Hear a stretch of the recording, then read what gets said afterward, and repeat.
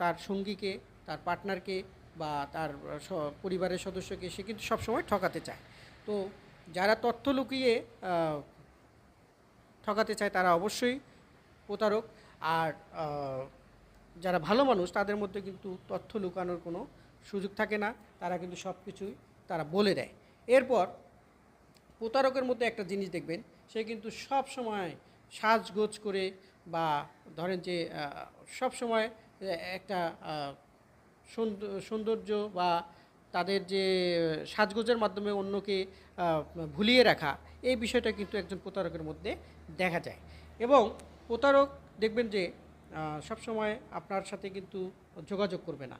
প্রতারক যখন তার প্রয়োজন হবে তখনই আপনার সাথে যোগাযোগ করবে, এবং সে কিন্তু তার যে আখের গোছানোর কথা বলা হয় সেটা কিন্তু সে অন্যদিকে গুছিয়ে নেয়, এবং সেই গোছানো আখেরে